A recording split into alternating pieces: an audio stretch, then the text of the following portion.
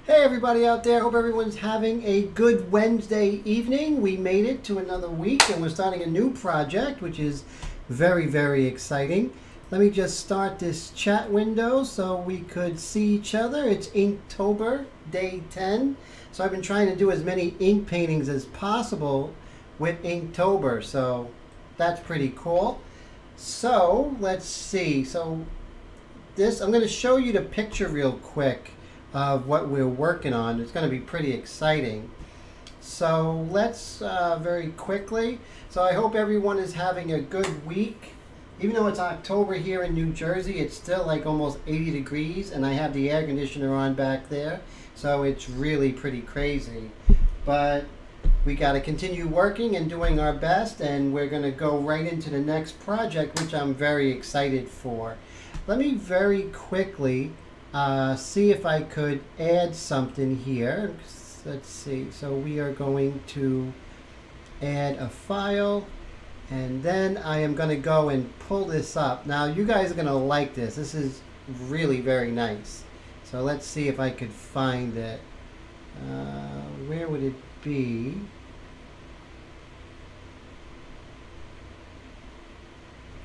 Here we go. Okay, so this is the reference that we're going to be working with, which is pretty interesting. When it gets some really beautiful darks and lights, and I think that's really going to be something where we're going to learn a lot about the application of the ink, as well as how to use white. We're going to be using the gunmetal paper, which is a little bit darker than what we were using before. Let's see if I can show you guys. See, this is a little bit darker. The one we were using before, the Dreadnought, is a little bit lighter. So,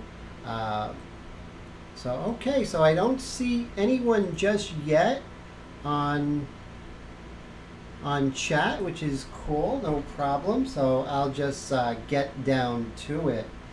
So let's see. So. Okay, so I went ahead and projected this, as you can see. Now, with that being said, just because I projected doesn't mean I'm going to go straight in with the ink. I'm not going to do that for several reasons. The first reason is that I don't want to trust the projection. I still want to draw it out. I still want to make sure that everything is fine, because even though you think it looks good doesn't mean it does look good. And not only that, with this darker paper, it's much harder to see the drawing. So I think it's in our best interest to reiterate some of these lines.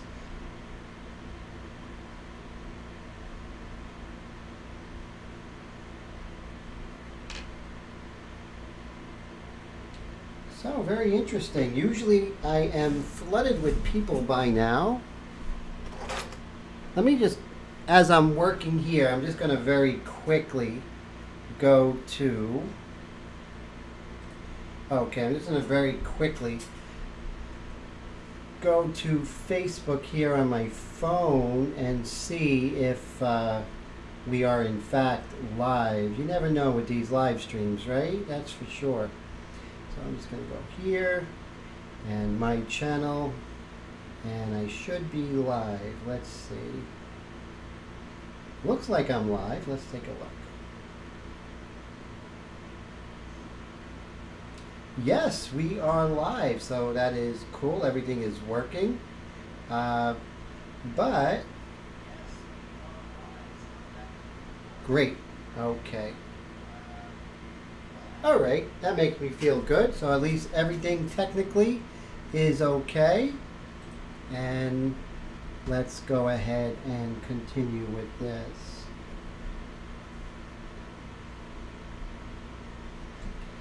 So basically what I'm going to do is I'm going to go ahead and use the white pastel, which I may erase later, but I really want to separate the values here, especially when it's very hard to see. Hey Jake, how you doing? Good to see you. As always, man, thanks so much for coming by. And of course we're using this mono eraser, which is always the best. Wow, I can't wait to see your India ink. So Jake says he's going to go ahead and do an India ink painting. So I'm looking forward to that. I know you're going to do a great job, as always. I have faith in you.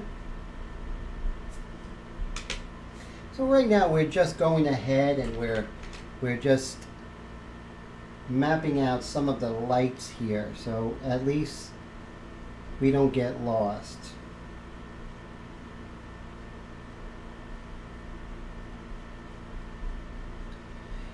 And very lightly with the pastel pencil here. Early stages, we're not making any real decisions whatsoever. Let me go ahead and move our camera back a little bit so we get a view of the top, which is what we want. Okay, there we go. I think that's much better.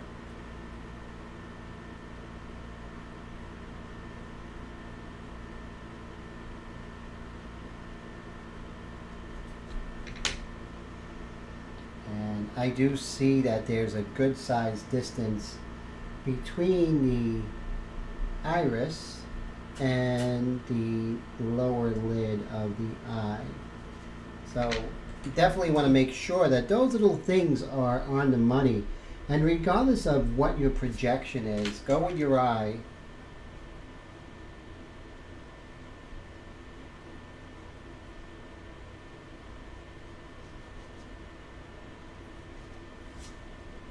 And also this little negative shape here. There we go.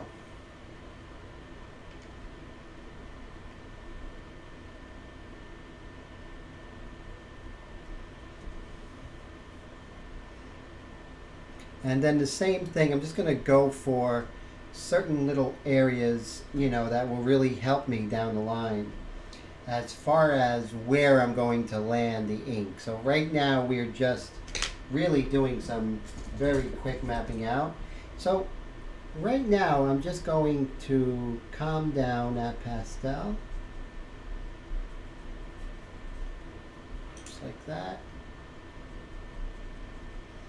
And of course this is a very, very graphic image. I really like this. It's very strong. And so Jake says that his painting that he's been working on for a while now is close to being done. That's very exciting. That's a cause for a celebration, Jake. Definitely. Great piece that you've been working on. Very exciting.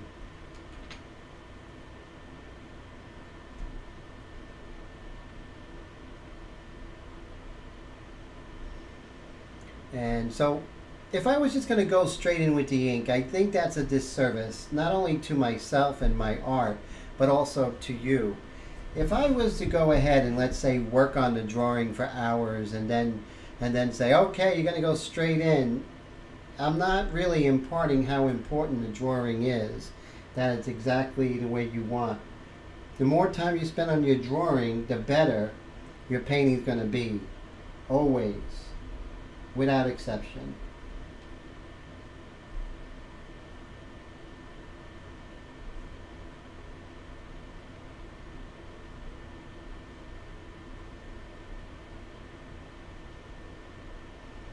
And so this lip here is going to be very important for how the expression and character of the model. Norm, how you doing? Great to see you. So great to see you, Norm. Thank you. Thanks for stopping by.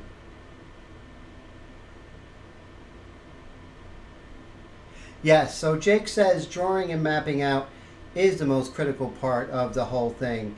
And it's how you know when to stop. True, yes. You know, you don't want to overwork anything, so I agree with you there, definitely.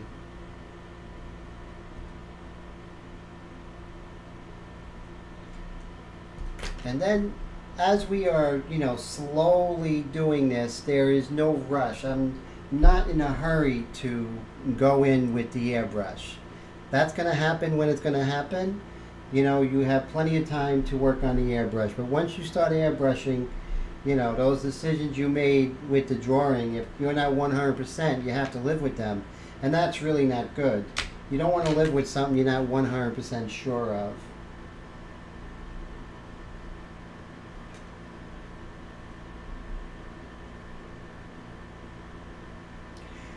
Yeah, exactly. When to begin with value. That's something that's down the line. You just want to make sure that these contours are on the money, right? That's so important. See, there's, and I'm going to actually pull up that, I'm going to pull it up. Let's see if I can do that now. Let's see. So we are going to add a source and file.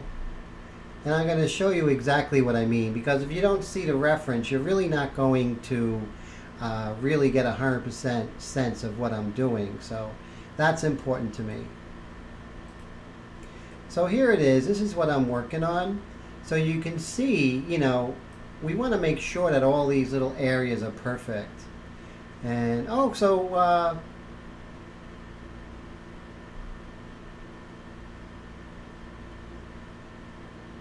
okay, great. And Norm, you had, I thought I saw something that you were mentioning with the Sotar. Did you mention that? Because I don't see that particular. I don't see that that comment right now. But I remember. I think you did, right?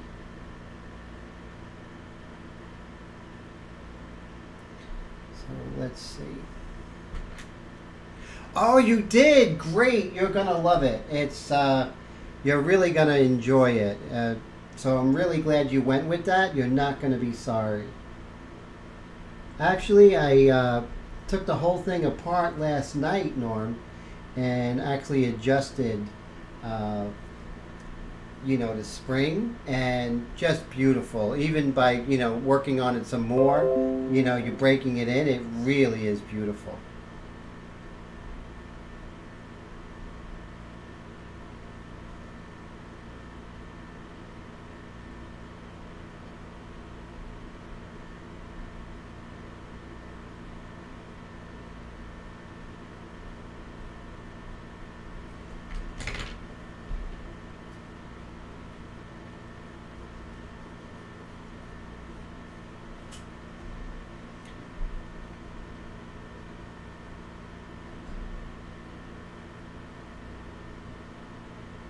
So,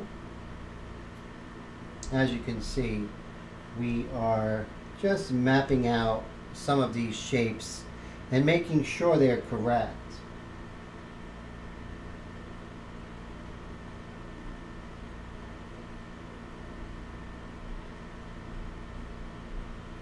So Norm, when is the estimated time you should get your Sotar Slim?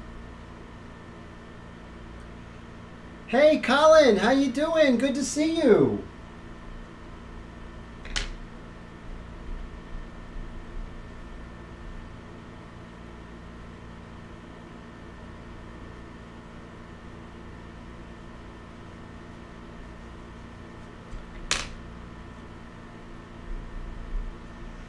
Okay.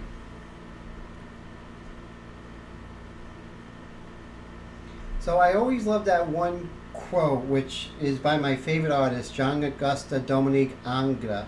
And Ingres says that a good painting is 85% drawing. So what do you guys feel about that? Do you agree with that, that a good painting is 85% drawing? Love to hear what your thoughts are.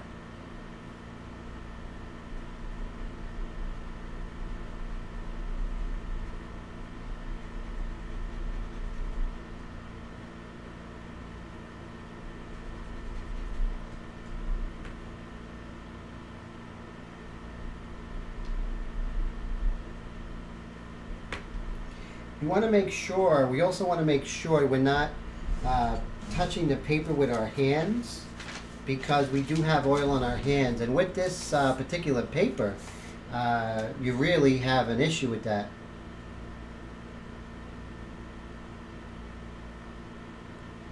Oh, yes. So, Colin, not only do I like the Sotar, I really love it. The Sotar Slim, I just can't get enough of it. I'm using it. It's becoming my #1 airbrush.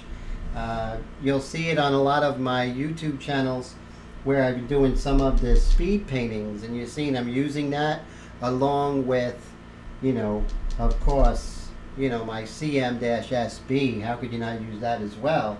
But really, I mean, think about it. You could get the Sotar 2020 Slim for like $100, right, Norm? More or less. And the Micron is now running you almost $500, if not more than $500.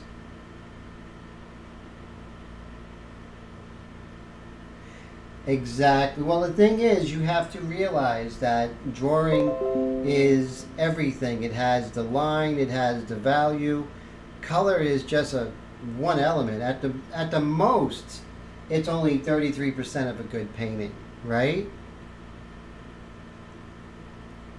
Oh, now the lowest you've seen for the Slim, is that correct, or for the Micron?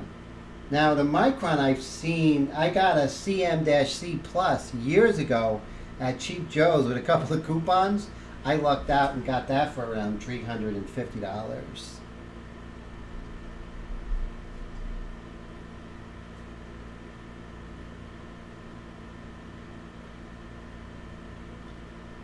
Well, I also think that we have to be careful with color. We have to follow certain guidelines and everything, but we do have a lot more wiggle room if the value and the lines are correct, Jake. I agree, definitely.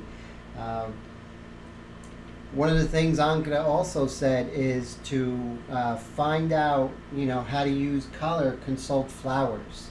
And that is the way to really get a sense of how colors work, how they change when they move towards the light and away from the light, how they react to natural light and artificial light. So right here, I'm just making sure this contour is correct. So I'm not sure if I'm actually going to come in the very beginning with the P.H. Martin's Bombay India Ink, the white, and establish the whites first, and then go ahead with the Higgins using my ink ratios. So yeah, Norm, I can't wait till you get the Sotar. $97. That's incredible. You really can't go wrong. So this is the beauty that Norm is talking about, and it's just really amazing. The thing is, you know, after I went ahead and adjusted the spring in the back, it is just so smooth. The way it goes down, the trigger goes down, goes back, and the line is just amazing.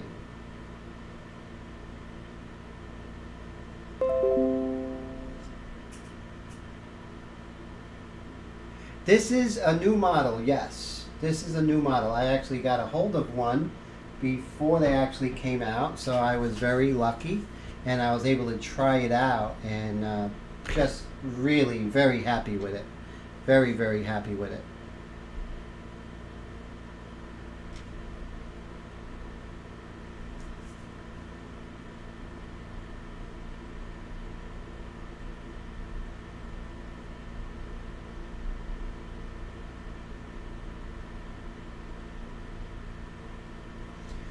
Okay. So, well, originally it was supposed to retail for, I think, $199, but right now I think Ken over at Badger is actually having a special, which is really great, which definitely jump on that. And, you know, Colin, you definitely won't be upset about that. I mean, it's just a beautiful piece of equipment. It definitely exceeded my expectations, so let's just say that. And, you know, I'm pretty hard on my airbrushes, and you know, I want them to do exactly what I want them to do. There is a, I think where on the website where it says clearance, right? Norm, where it says clearance, you click that, then you'll see that Sotar 2020 Slim. I kept calling it the 2020 Lite for a while. It took me a while to get the vernacular correct.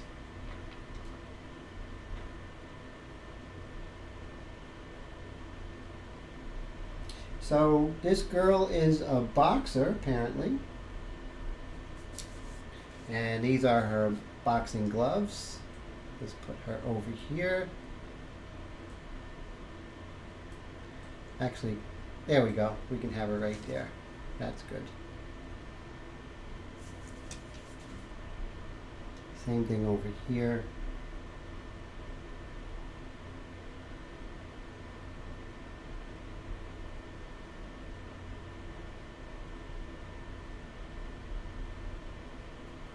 Okay, so right here we have this darkest dark color.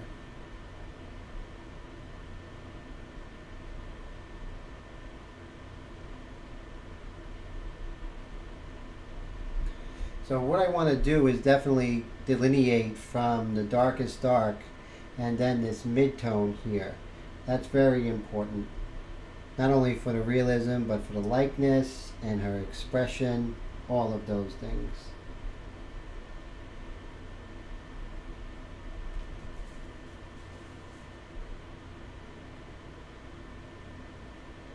The chrome, so I heard good things about the chrome. What do you guys think of it?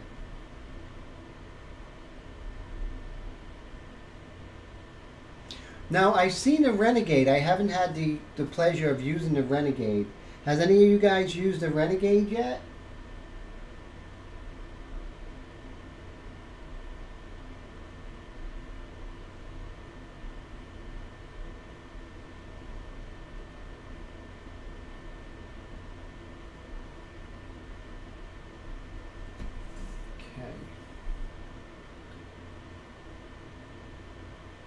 Hey, Super Killer, good to see you. So Super Killer says he's curious if the Slim has actually any design changes.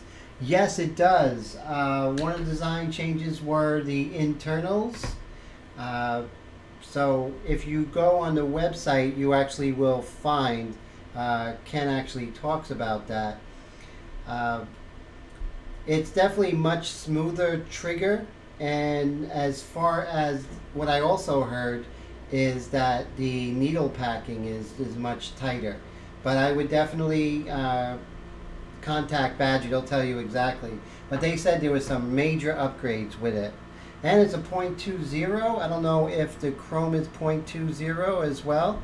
Hey Joseph, how you doing? Ah, good to see you, man. Thanks so much for stopping by.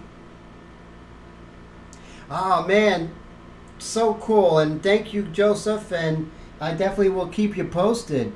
If you guys haven't seen Joseph Gonzalez's work, please go ahead and check it out on Facebook. The guy's amazing. Just really an inspiration, as most of you guys are. But you got to see what he's been doing. Okay, so we are going to work on this here. So this projection I did leaves a lot of room for me to draw. It was a very basic projection, meaning that just it's a general placement. There's a lot of work for me left to do.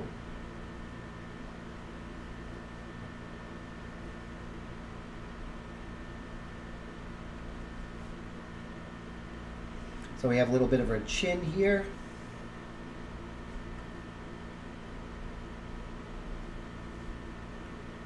Then this dark extends away from her hair, and then this comes down over here. Thanks, Joseph. I really appreciate that. You know, same here. Joseph said that I was inspiration, and you know, Joseph inspires me. All you guys really inspire me, and you know, the feeling is definitely mutual, guys.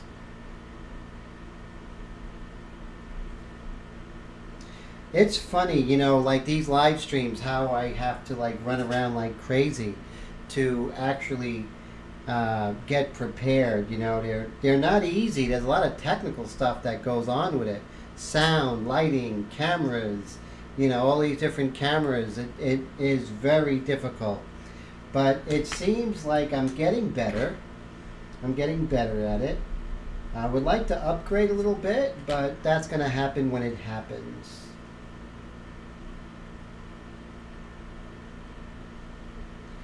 But I have to think that I do have one of the most modern looking of the live streams out there. But lots of money, lots of trial and error.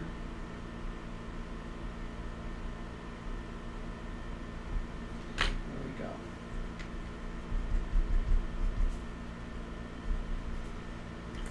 And then here we have her boxing gloves, which is really just a very slight indication.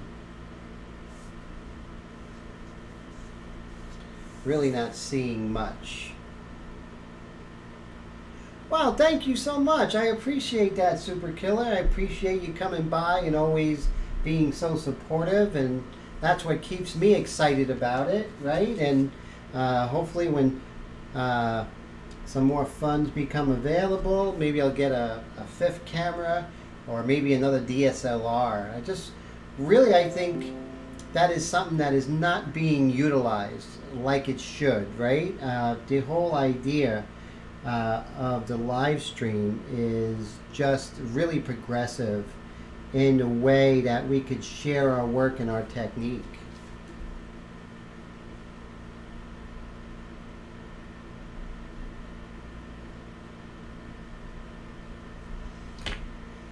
And like I said, the good way of checking your projection is also making sure that things are looking the way you want them to. You know, yes, you want to pay attention. Johnny, good to see you. How's it going? Congratulations on your daughter getting married. I thought you got married.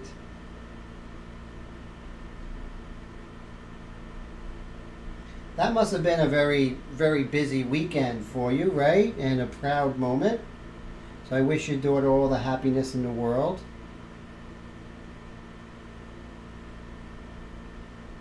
So we have this dark here. Let's see if we could just shape that dark right there.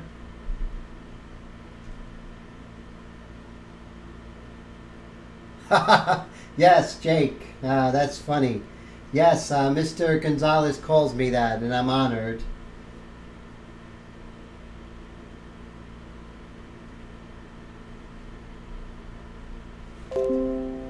I guess the airbrush is like the lightsaber, right? That's true.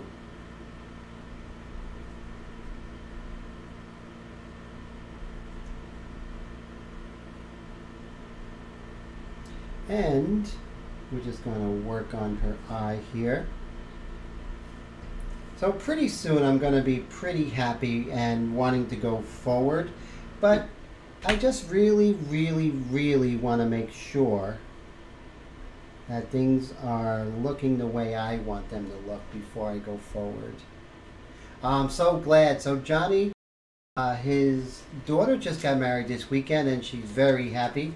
And that makes me very happy. So congratulations, sir. Your family's getting bigger.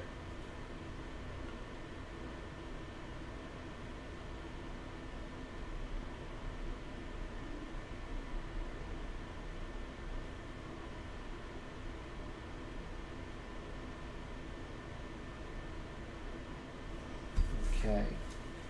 So what we're going to do is we'll probably start right now doing some very light applications. And when I start light, what I'm doing and what I want you to do, and we're going to actually work with the Sotar today so you guys can see it in action. Especially you, Norm, I want you to see it in action because that's the one that's in the mail and it's coming. So hopefully that will get you pumped up for it. So this is, and if you don't have it, Norm, let me know. I'll send it to you via email. This is my ink ratio from white all the way to black. And you can't use this stuff straight. If you do, it's a disaster. And bleh, it's just, I can't even tell you. So you want to dilute this stuff like massively. So even your darkest dark is like 3 full eyedroppers of water, and that's this 3-inch eyedropper. So 3 full eyedroppers of water, and then there would be 8 drops of this India ink. It comes with an eyedropper. So even that is very diluted, but you do get it dark. And then you can just lessen the water and increase to even get darker than this.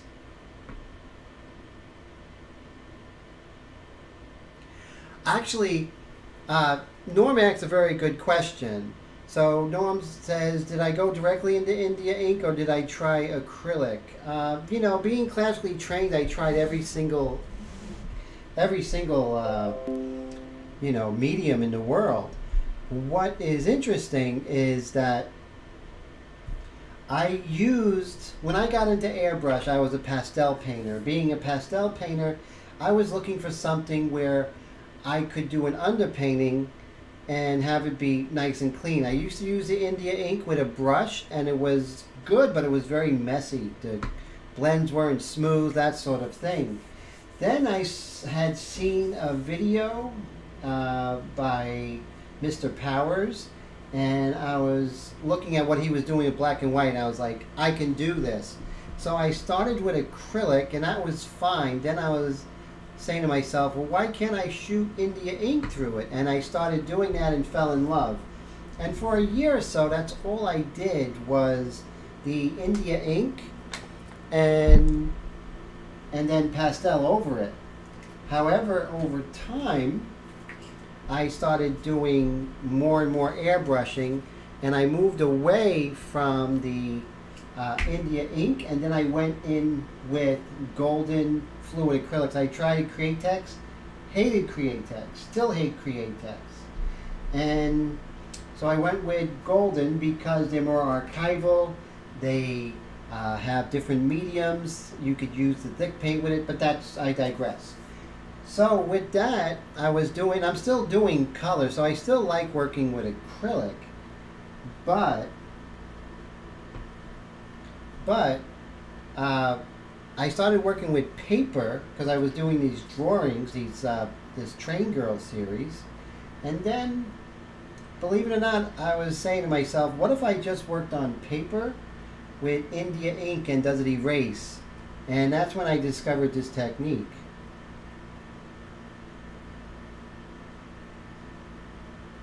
So I'm going to do 3 and 3. So I did 12 drops of India ink here.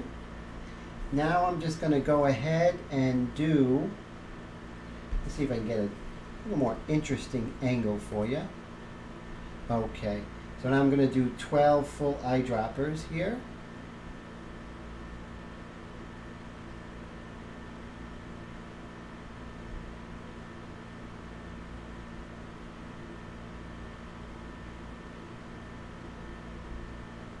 More or less. Okay, so we're just gonna mix that really well. Okay, so we'll go ahead and put this aside. Make sure the water is far away from your artwork. So let's go ahead and fire up our Sotar 2020 Slim. Now I'm going to show you how I do this. Since it has such a little inkwell, this would be a disaster. You definitely don't want to do that ever, because it's such a small inkwell. And I'm going to tell you exactly what I do, and for your benefit you should do this as well. So I just take any old eyedropper. This is a larger one. I'm going to put no more than 2 drops in. 1, 2. Any more and it gets pretty close to the edge. You definitely don't want to. That's for sure. You definitely do not want to be close to the rim, because then you could spill it. I work pretty vertical. Some people work, you know, differently. Hey, Willie, good to see you. How's everything? Yes, the ink is very good. Jake says that ink has a binder to it but doesn't react the same to water as acrylic. India ink is very interesting because it basically is just water, stuff like soot and carbon, and there's really hardly any binder, which is very interesting. So what I do is I'm just going to go ahead and quickly test the Sotar. I always test it out before I go on the artwork here. And of course I have this MAC valve and I just adjust. So you want to really adjust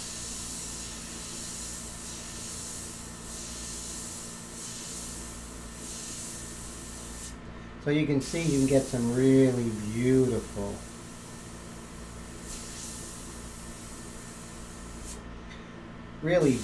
lines.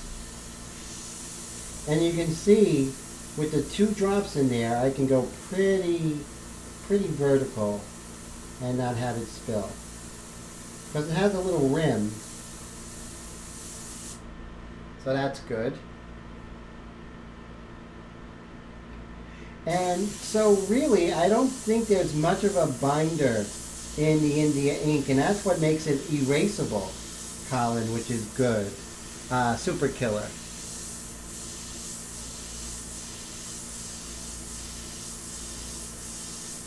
See how smooth that is? It really is nice. So let's go ahead and bring our lady boxer over here. And I'm probably going to stand up for this. Let's see.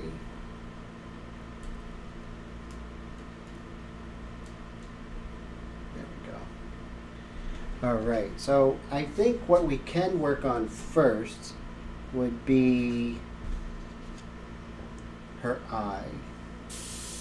Usually a lot of artists start with the eye, right? For some reason, that's what we all do.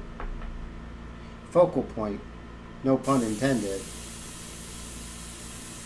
So this is the gunmetal paper.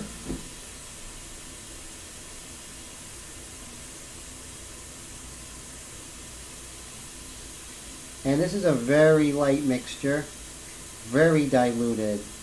Remember, 3 drops of India ink to 3 full eyedroppers, 3-inch eyedropper of the water. So you get a really nice dilution. I'm not even going to worry about anything such as, I'm not going to worry about whether or not there's hard edges. We're going to get that later down the line.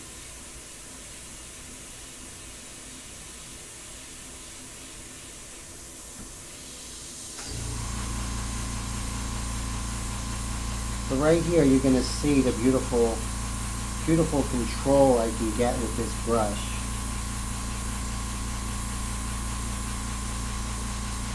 This is definitely micron quality control. Ah, super killer. Groceries could wait. Nah, thank you so much for coming by, but you know, if you got to get those groceries, I'll record this for you, so no worries.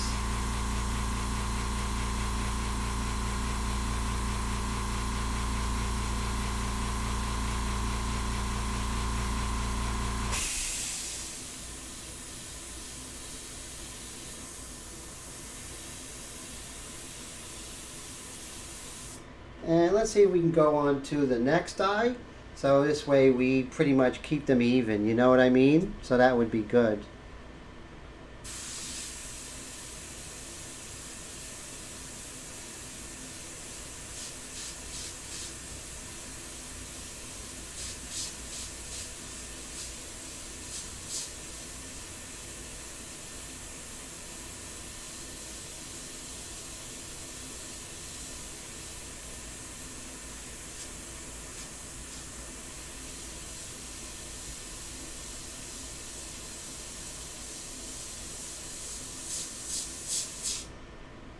Go.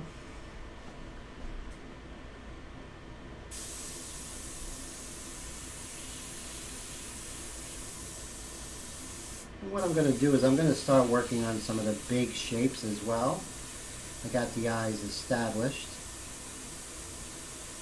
I'm going to work on this dark here.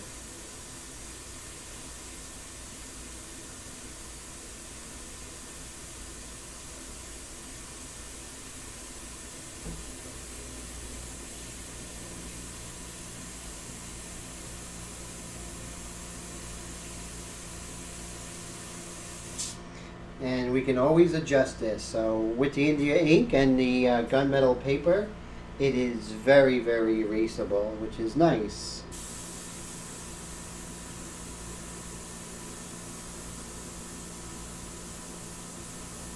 What's great about this Sotar, it feels like a pen in your hand, right? It really does. It looks like a pen in my hand.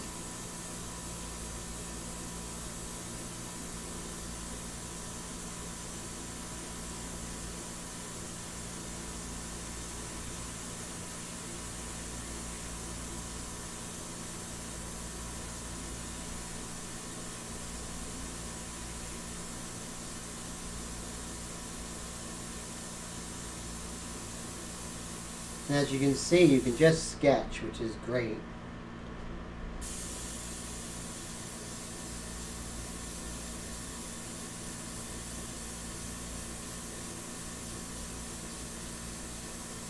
I'm not even worrying about edges right now. I'm just worrying about sketching as if I was using a pencil and some stumps.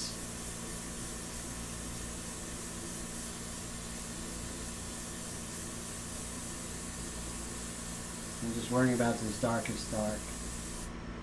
One thing about this is that you're going to have to change the, you're going to have to add ink pretty rapidly in comparison to other airbrushes.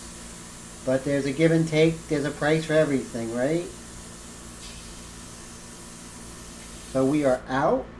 So I'm just going to go ahead and load up the airbrush once again.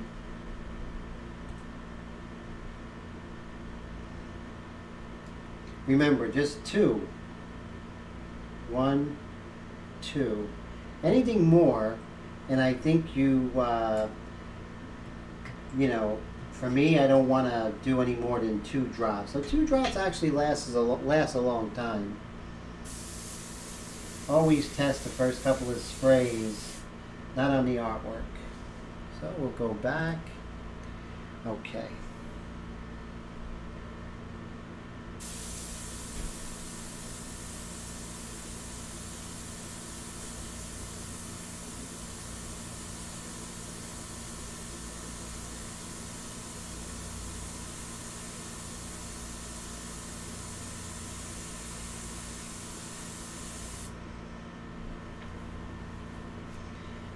Okay, so over here, we're going to go ahead. So when we go ahead and work on these large shapes, guys, the smaller shapes will fall into place. That's basically, you know, how I was trained, is work from large to small, light to dark.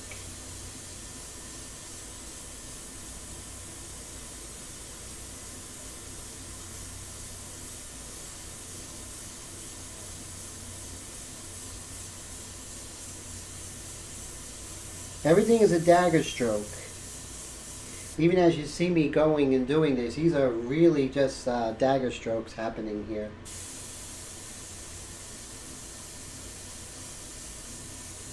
No hard edges. It's too early for hard edges.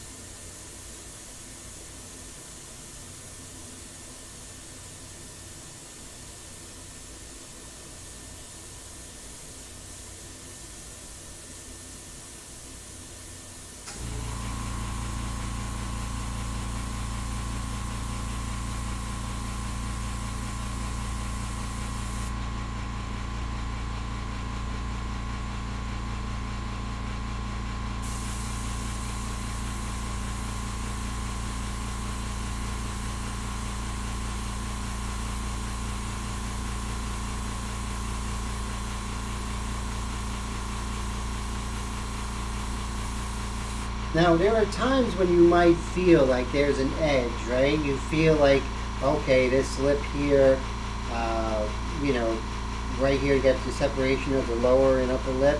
But if you don't see it, don't put it in, because that's our mind playing tricks on us. You know, our subconscious is telling us there has to be a delineation between the upper and lower lid. Not always the way light hits everything. Even people, the way light hits us at a certain angle, we might not have a lower lip.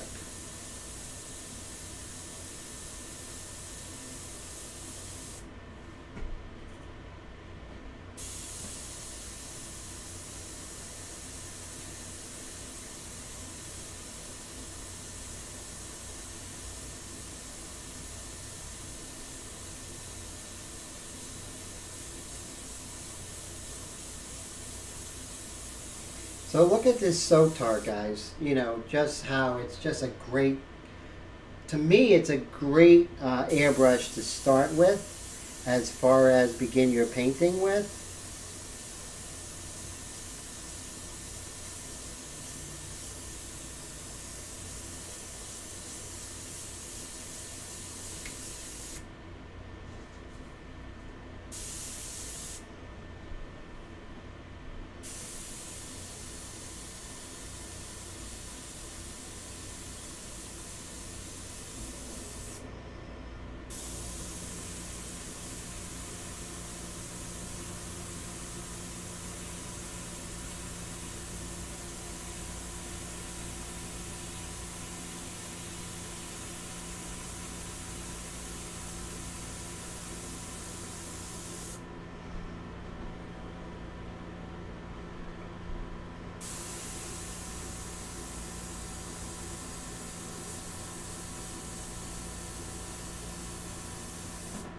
Okay.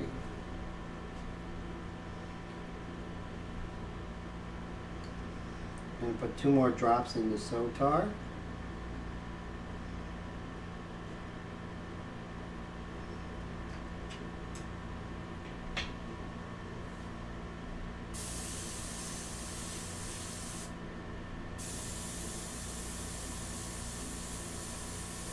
Now as I get darker with this, then I can go ahead and use, so this is our darkest dark.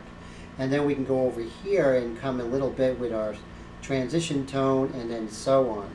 But right now I'm kind of on the fence of whether or not I should start applying the white ink, the white India ink. That's something that I haven't really decided yet. I'm leaning towards it.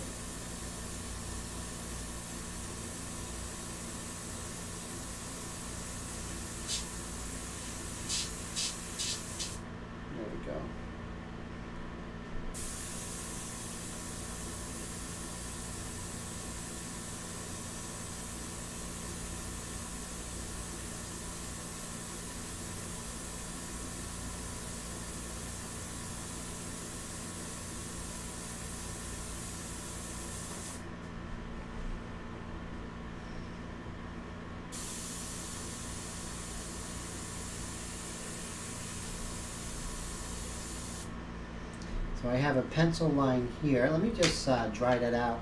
One of the ways I could dry it is I just put the air on it. That helps speed up that process.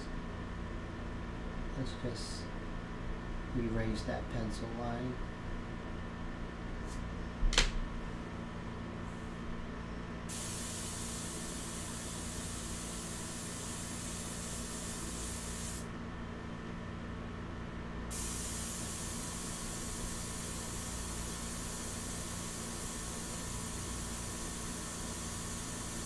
I'm going to put this dark here. I know it's surrounded with a gray, and I'm just going to establish that dark right there. Very early goings here in this piece. Let's go ahead and establish this dark right here.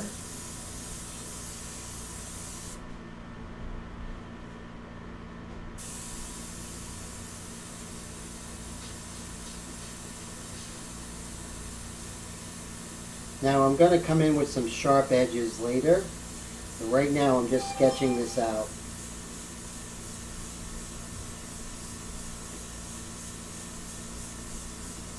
So guys, send me a quick shout just to make sure that I am still live. I haven't seen a comment in a while, which is okay. I just want to make sure that I didn't drop everybody.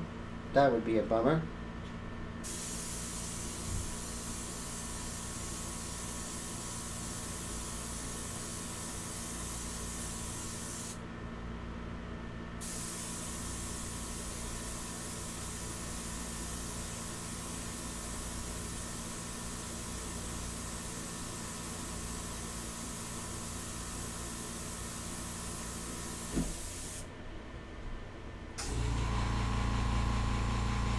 Right here we have another dark. I'm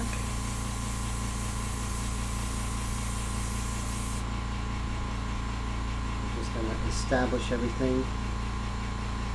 Hey Norm, okay, cool. So we're still live. Thank you so much. It was interesting, right? The premiere, you know, they have to do a lot of developing of the story, I guess. So I think that's what's causing, you know, sort of the slow developing. Did you feel the same way, Norm? Did you see that? Sort of slow, you know. Ah, thanks so much, Willie. Let me know his sound and everything is good.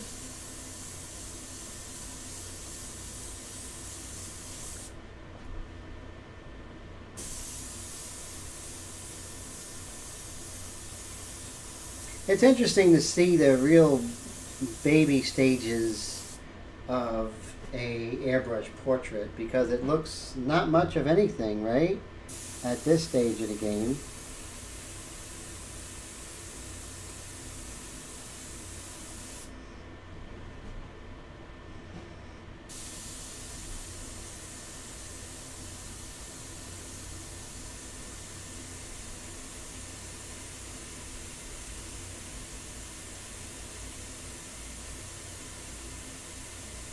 A little bit dark right there. It's going to bring things forward.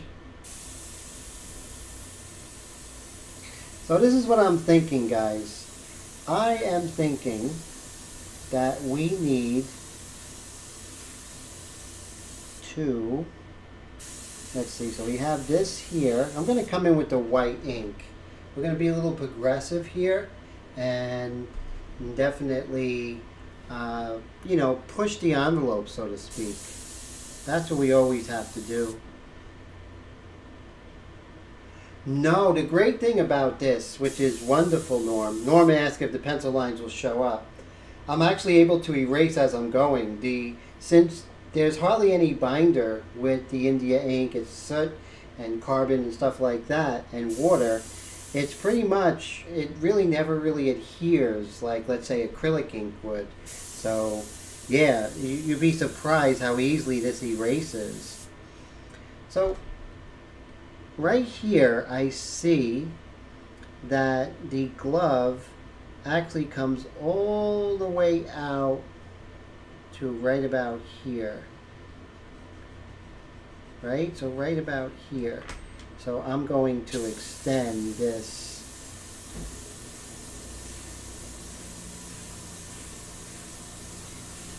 And then right here, it looks like it's probably her shirt.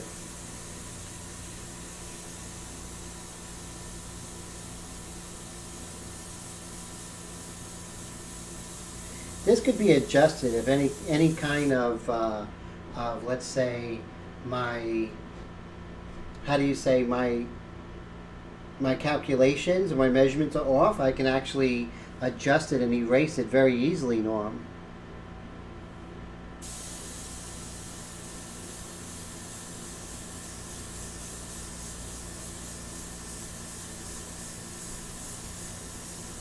And as you can see, this is a very, very basic outline. And of course, everything looks like it's dark, but this is such a light mixture of 3 to 3, you know?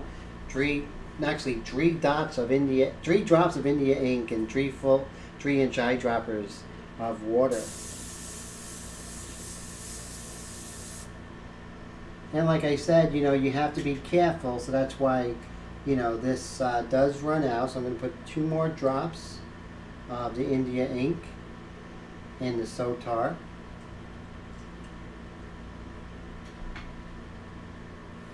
always test out the first couple of sprays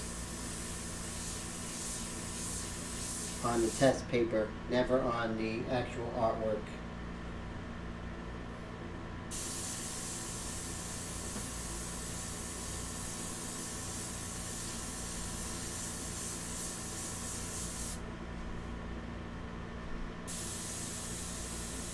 It's amazing how fast this goes, right? It's already 10:22, 10:25. It's crazy. Wish the rest of my days went by as quick. So you see I have this pencil line here, Norm. I can just erase that so easily as if it never happened. So the projection, you don't see it all. It's totally gone. And as I go darker, it just obliterates everything. Layer upon layer. Now, India ink is interesting. India ink is transparent, and with transparency, it's just watercolors. As you go over it, it gets darker and darker. Why don't I just stay with this mixture and continue going over and over? Because we want to have an economy of liquid onto the paper. We don't want to oversaturate the paper, and then it starts to warp and look really bad. So that's why we go ahead and progressively lessen the water, increase the ink, and that's when we get darker and darker, working much like if we were working in acrylic or oil paint for that matter. So it's not a, a classic, I'm just using transparency. No, we're actually increasing more thought process involved. We're increasing our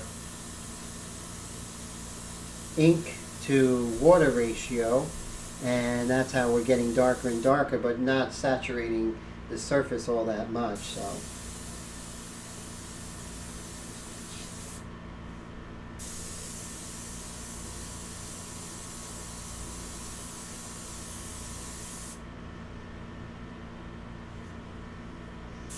okay, so let's move this up here. Let's go ahead and see if we can just put in some of these midtones here.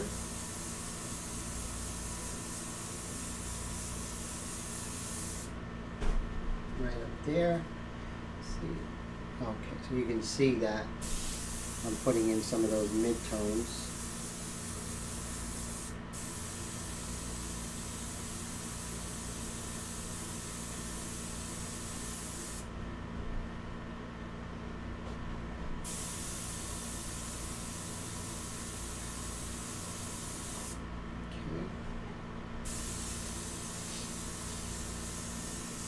So basically the Sotar is just working, almost like as I'm thinking. I'm not even thinking about it, which that's what you want an airbrush to do. You don't want to be thinking about, controlling it or anything like that. You just want to paint. That's what the Sotar does.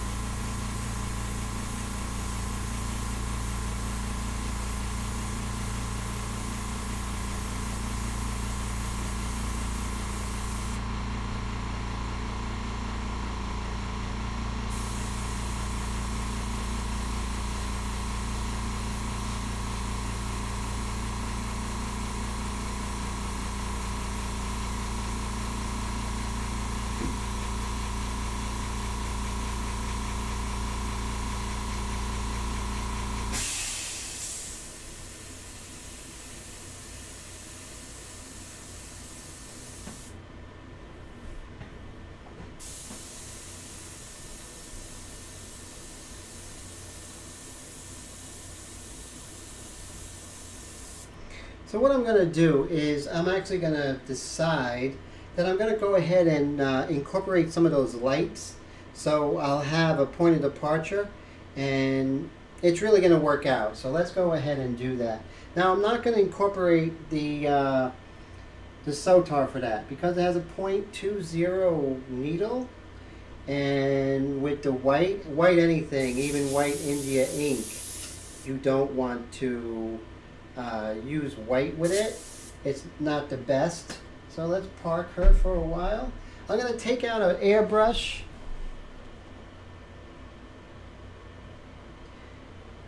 That I feel is perfect for that. And of course that is the Eclipse side feed, the HP-SBS. I believe it has a 0.35 needle, so that's really nice. And doesn't have a MAC valve. I don't like working without a MAC valve.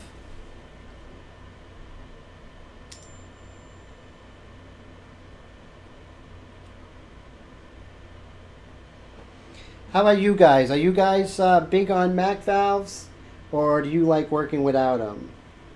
My opinion is, why wouldn't you want to go ahead and have the ability to do micro adjusting with your air pressure, right? I don't understand that. So I know I can't, you know, continue going to I know I can't continue going back and forth to my my compressor to adjust for every little thing. I wouldn't do that.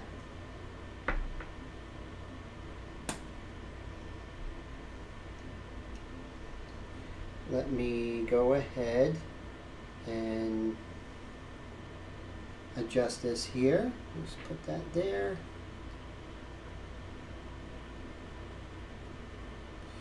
I gotta get me another one of these because I don't have enough for the airbrushes I have. See now, see I can adjust that. So that's just smart.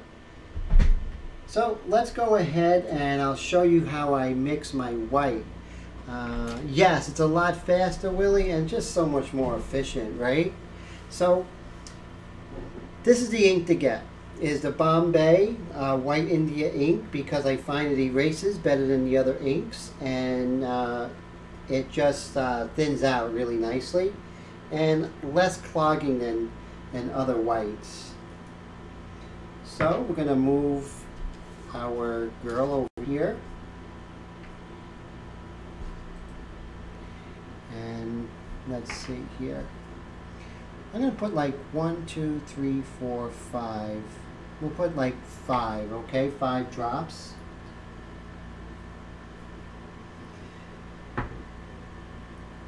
This water has some ink in it, so I don't want to go ahead and have black ink. So just give me like 5 seconds. I'm going to dump this out and put new water in there.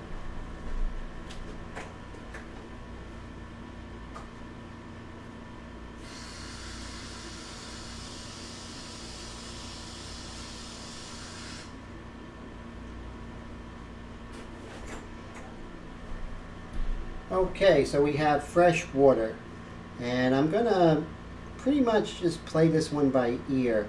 I'm looking for the same thinness as my India ink here. So you see how runny that is? Maybe just one more. Not all inks are created equal. Different colors are not as thin as others. I kind of like that. Remember, when you put your inks in your water, make sure they're far away from your artwork.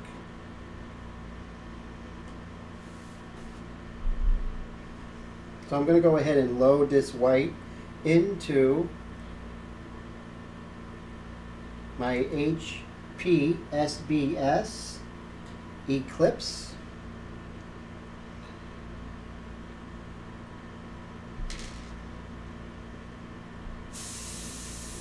So what I'm going to do is I'm going to take a scrap piece of paper,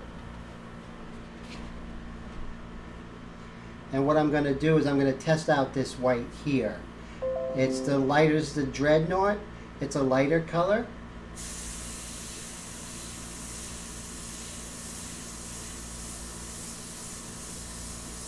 So I know I have to lower the water pressure, or the air pressure, the water pressure. That's funny. And you can see that if I go ever so lightly, I could really get a nice coverage of white.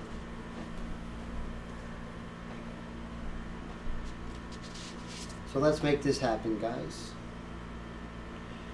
Okay, so since we already tested out what it's going to do, now you don't go over the same area for like more than like maybe twice, but I would say just once.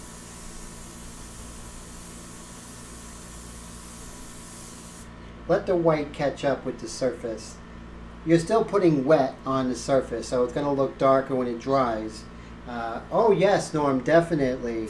I've been on Instagram and Facebook doing a couple of these speed paintings for Inktober, which were a lot of fun.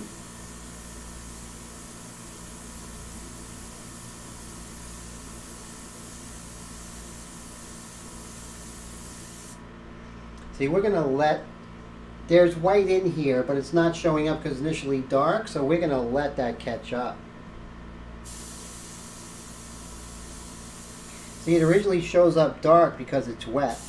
And I can even just put regular air on that to dry it. The mistake would be if you don't see it light to continue going over it, and that's when weird things will start to happen.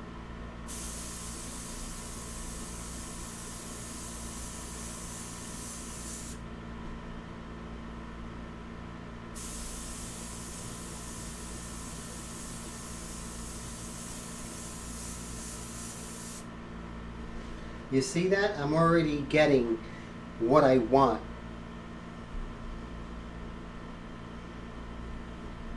Okay, so we have something going on here on the forehead. But before I go there, I just want to make sure, because, okay, the white is a little more tricky, guys. The white covers up the pencil lines a little bit more, so you got to be very careful. How about yourself, Norm? Are you doing anything for Inktober? What's really cool, if you go ahead and type in Inktober Airbrush in Google, I come up. If you just type that in Google, I come up. So pretty good search engine optimization. Sometimes I get lucky. Why put the white first, right? What's the reasoning? Why not just go in with the grays and then do white at the end? I know you guys know, but I'm going to say it anyway, is that you have this horrible blue shift, which is going to look disgusting. And so we definitely have to make our white decisions early. See that? Doesn't look like anything's happening. Once it dries, you see it gets lighter.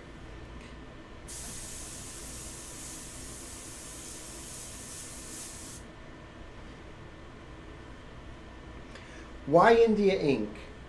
Why India ink and not, let's say, acrylic? Because the airbrush is not made for acrylic. The airbrush looks like it's made to work with ink and dyes and watercolor. So that's my thinking too, is you know, go with the flow, right? Do what is best for the medium. You know, don't go against the current all the time. Sometimes go with it. And I think as far as teaching, it's much easier, and I think the students have a much better time working with ink and not having to worry about clogs and tip dry as much. And just, you know, having a much better time at it. Now with the white, you do have the worry of tip dry. Not that I have, I just double checked.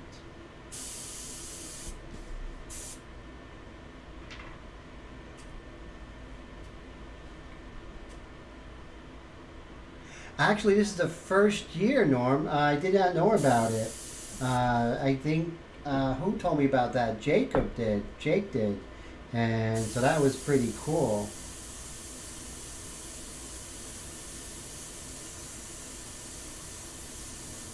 What's really nice, I got some support from Higgins because I'm a very big fan of their product. I use it for many years. So they were very nice to show their support.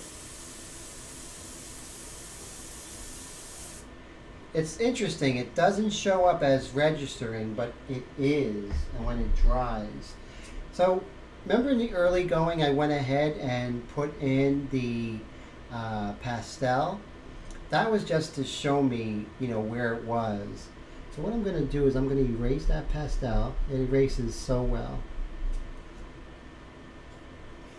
Because I think in the early goings, the India ink is going to work much better. The white India ink.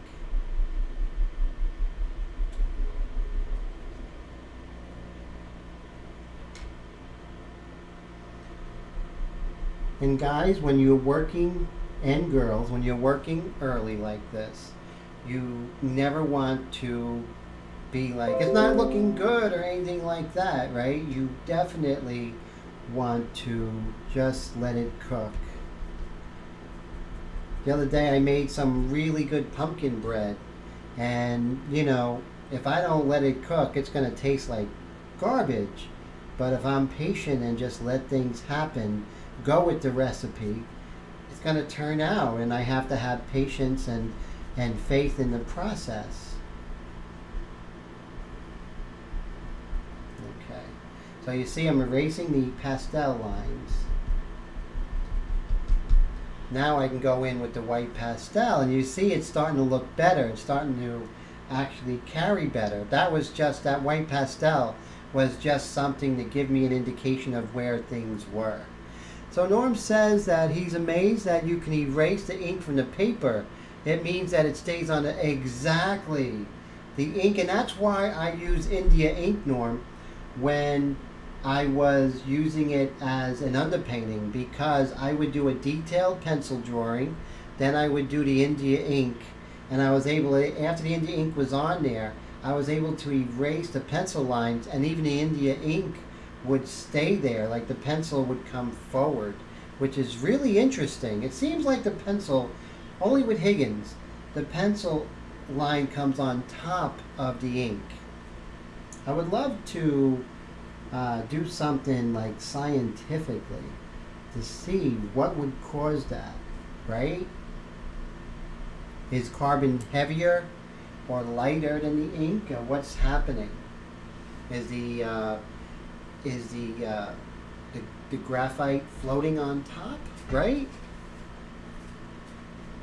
And the ink itself is able to be erased, which is unbelievable. Remember, with the white, okay, you see that? You see that little thing right there? That's a caveat. If it's wet and you erase, you are going to mess up the paper a little bit. So that's something that we definitely want to be aware of. Make sure it's dry before you do any erasing. I'm going to let that dry totally before I do anything with that. But like I said, never get emotional. We can fix that. We just got to be patient.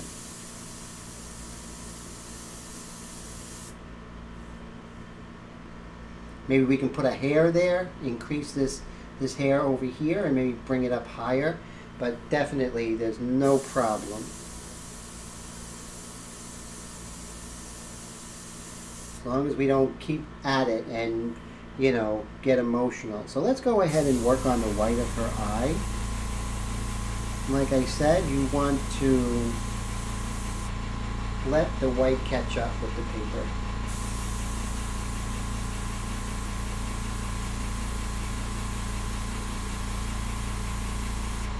There you go.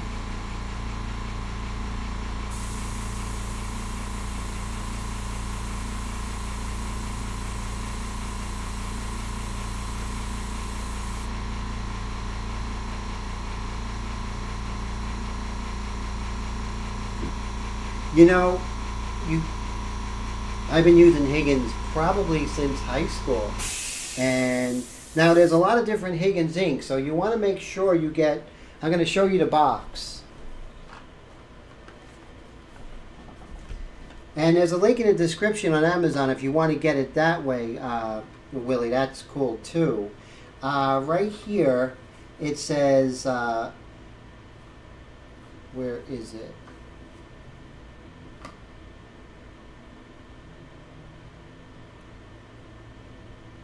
Now, it is the waterproof ink.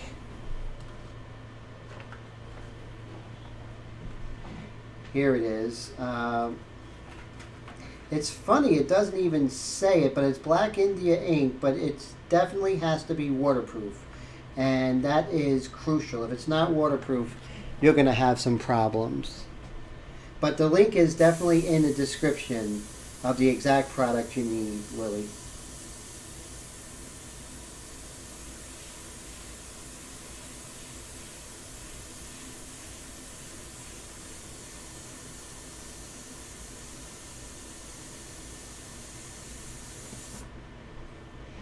And as you can see, the white is catching up to the paper.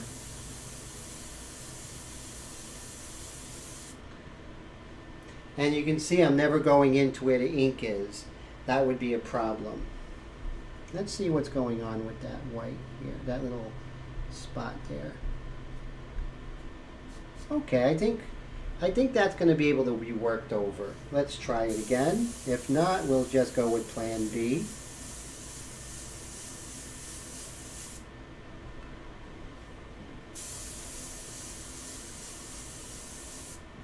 And then here we have some pencil lines. Oh, see, you've got to wait till that dries. Almost forgot again. Willie, thank you. I did see that you purchased the Airbrush and you used my link.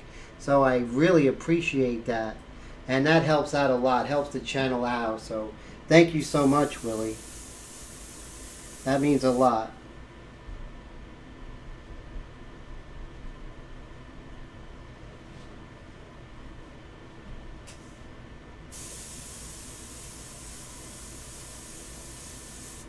There we go. Let that catch up. I'm just putting some air on there. And right here, this is nice and dry. Before that, let me just put some more white here. Let that dry. And then, let me let that dry a little bit more.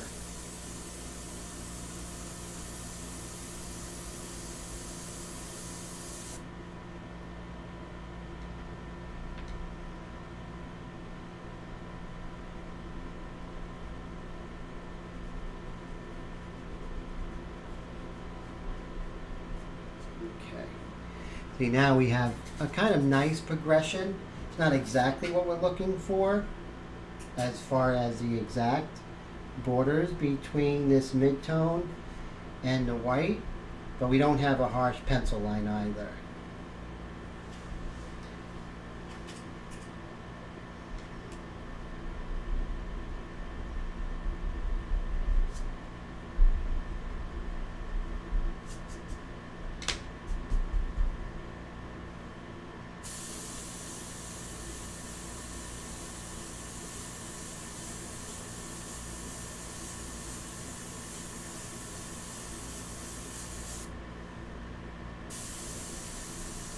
Catch up that white. You see, when you dry it, it becomes much more smooth.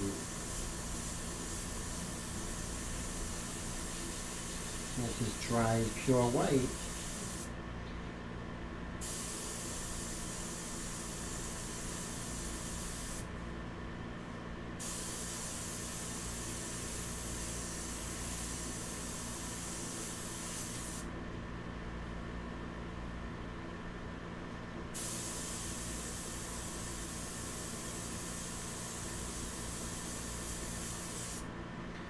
But what the white is doing is giving us more of wiggle room as to knowing where the lights are, and then we'll get a better idea of what values our midtones are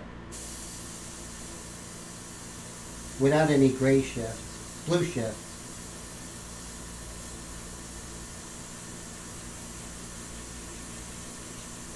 Gotta let that dry.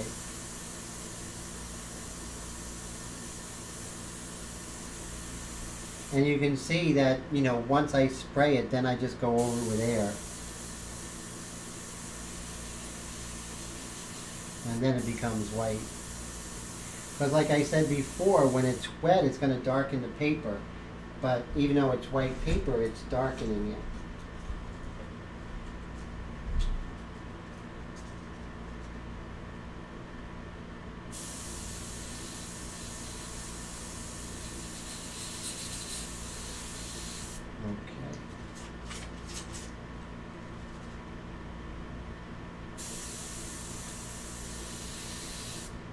So I do see that her lip sort of curls up a little bit. Let's make sure we're able to indicate that.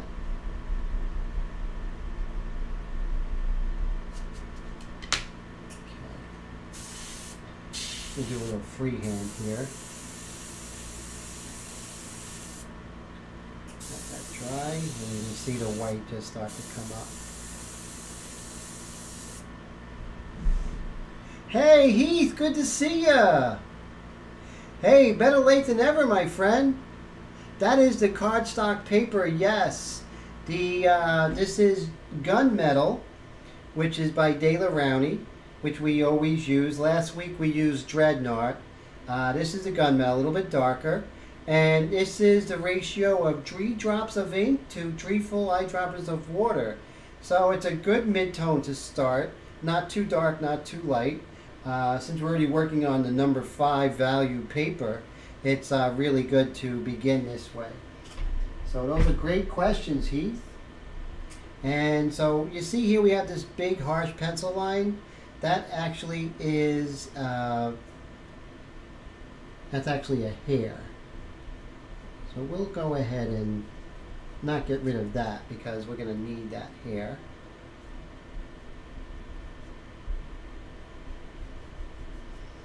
But we have this light area here, so let's go ahead and make that happen. This is a .35 needle, and I think it's perfect for the white ink. That's why I am using this particular brush for the white. So with the white, Heath, you have to be careful. Once you put that down, you want to leave it there. Even though it looks like it's getting darker because the white is wet, it's going to make the paper look darker. Once it dries, the white's going to come. Really weird, but that's what happens. Also, please make sure that the paper is thoroughly dry before you erase. That's what happened here. We're going to fix that, but yeah, that's a caveat. So learn from my mistakes, guys, so this way you don't have to deal with them. I do.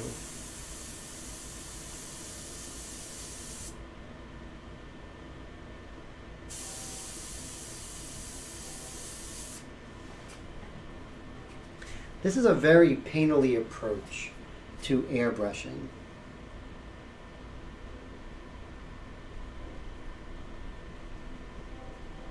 I'm going to stick with the white for a little bit.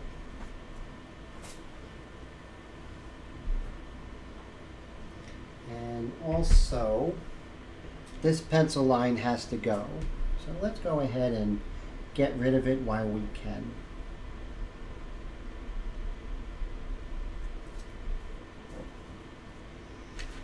And of course, this paper is wet. So if I was going to use this as a shield for my hand, that would have been bad. So those are things you want to always be careful of. Those little things that happen like that, which can make your day a little bit harder.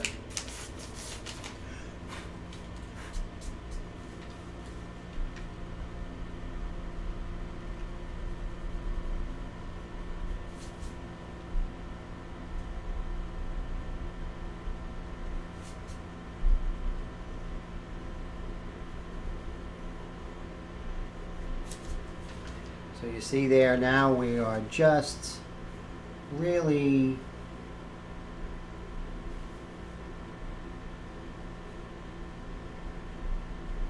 making things a little neater. So the white does erase, as you can see. When we do erase the white, the gray actually shows up underneath, which is really nice. Yes, exactly. Gotta fix those mistakes, but mistakes are important, right? You know, you don't want, you know, a painting having to be 100% perfect the whole way. You want to have those mistakes because that's gonna, you know, give you wiggle room to be human.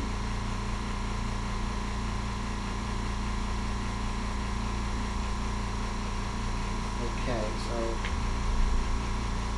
you can go ahead and sort of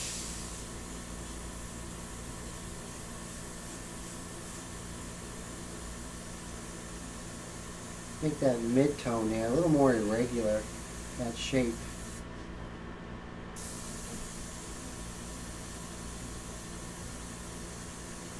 And you can see how it dries once you don't over wet it and let it dry. It's really nice.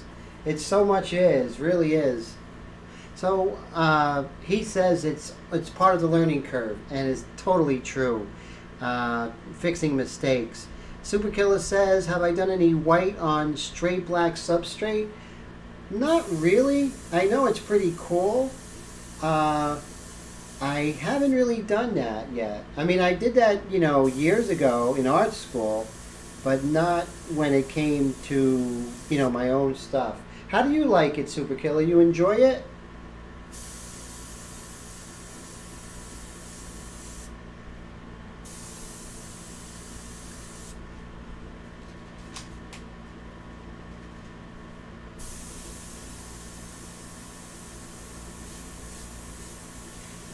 So you got to see that even though when I first put it down it looks like it's getting darker, it's not. It's just when it's wet it makes the paper darker.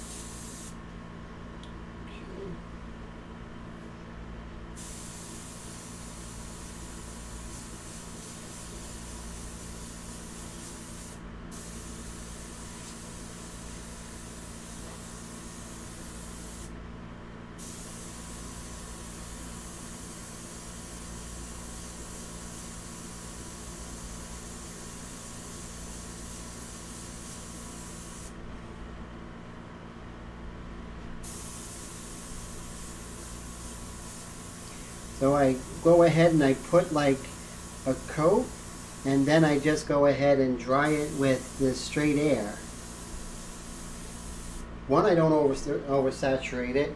Two, I don't get nervous that it's not coming white because it looks dark. So I'm not trusting my eye.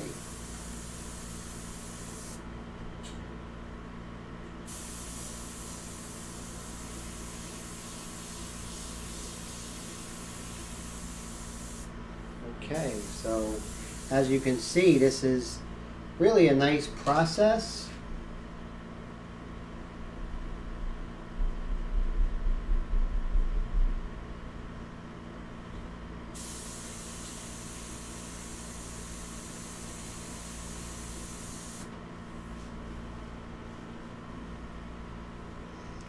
And I can even come in a little bit whiter if I want. Now, when working with white, you want to make sure that what's not happening is that paint's coming out when you're not pulling back the trigger. I'm going to check and see if that's happening. And that's actually happening a little bit. So that's a problem. You always want to make sure, especially when you're doing that technique of drying it with the airbrush. So what I'm going to do is I'm going to blow out the ink, and let's see if we're getting any of that. We are. So a lot of times what causes that is some actually get right here on the nozzle, and yeah, it's so true. Definitely Superkiller. It's the worst.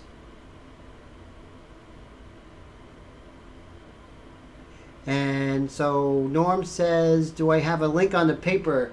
Oh yes, there is a link on the paper. It is, I believe, from Dick Blick, and I'll go ahead and send that to you as well, that's for sure. So let me go ahead and I'm just going to clean this little thing out real quick in the bathroom here.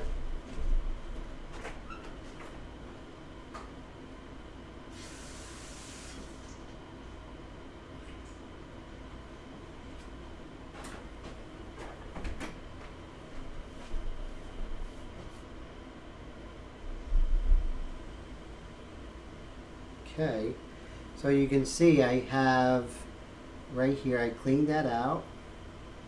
That's usually the problem right there. That's where it usually is the issue. I'm gonna put a little more ink in here.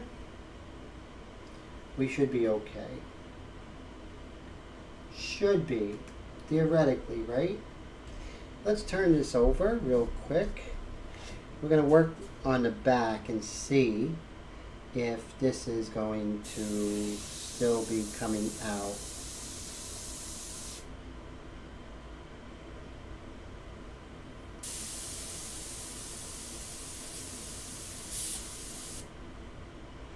Let's take a look. Yeah, it still is. Now, I'm definitely not going to be working if I'm having problem with the airbrush. And since this is a live stream, I'm definitely not going to sit here and take 20 minutes, you guys watching me clean this airbrush. But, problem could be a number of things. It could be actually in the nozzle. That could be an issue.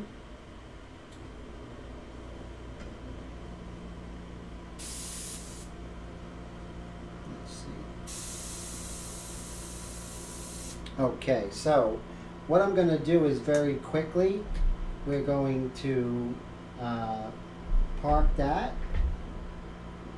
and then we'll go in with the gray again, because we definitely can do that. So let's go ahead and sort of reiterate some of these shapes, make it a little darker, and I think we're going to really do some good things here. But like I said, since it's a live stream, I'm not going to screw. Now, I would never, ever work with this brush when there was an issue. Ever. Under any circumstance. I'll stop painting, fix that. If I can't fix that, start with another brush. That's the only way. So we have the Sotar once again. And we're going to use that original ink mixture, which is 3 drops to 3 full eyedroppers of ink. That nice dark. Mid-tone, I would say. Okay. Always test over here first. Of course, you see how nice the Sotar is working. I'm going to lower the air pressure. And let's go ahead and reiterate some of these really nice darks here.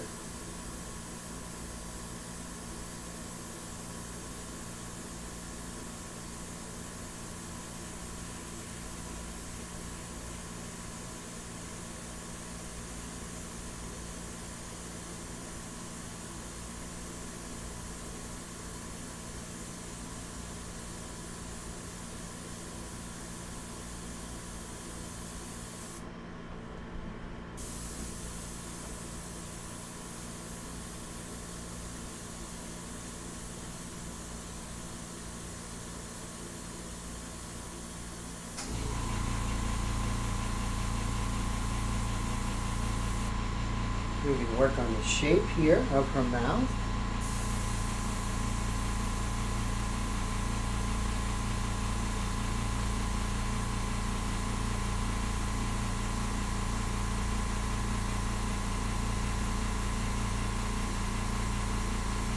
And of course, we're going to get a lot more hard edge down the line.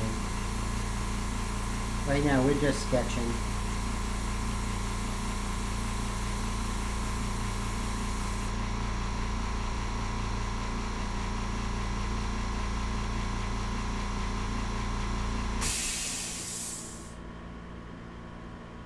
Oh, okay, cool, guys. Perfect.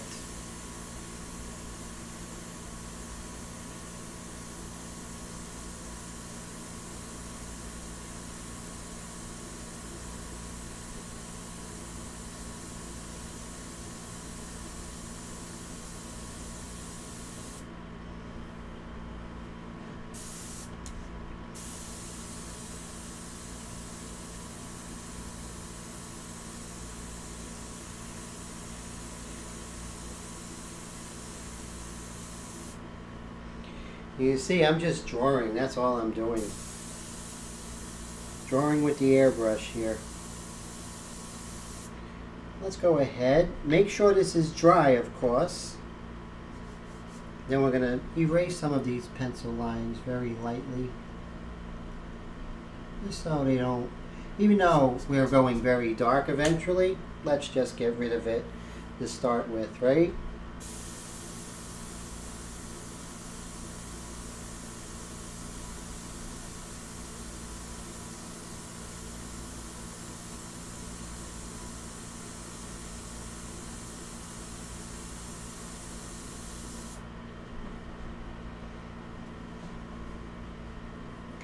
So he says, how do I like the Sotar?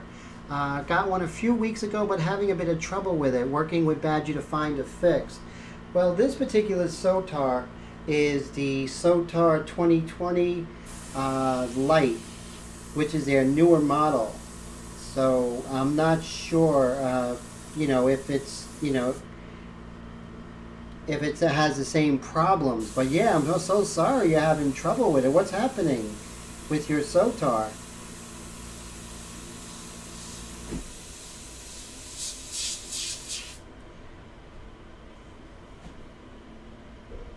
Sotar Slim. I keep saying the light, right?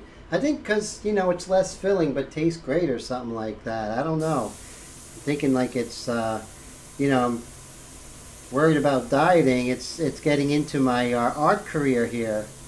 Yeah, thanks so much. Yes, thanks so much, Super Killer. It is the Slim. I say, you know, it's sort of like I'm fixated on that. I say it so often. Let's go ahead and erase this pencil line here so it doesn't come back to haunt us.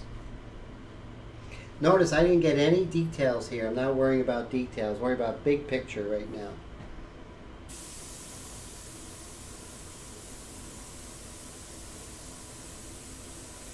And notice I haven't really gotten dark yet. This looks like it's dark, but it's really very light, especially next to the white here.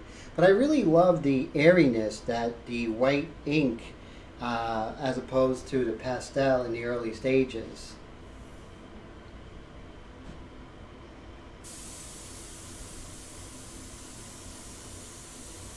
Let me show you something that's really nice here. What I can do is I could erase this shape right here. Look how nice that is.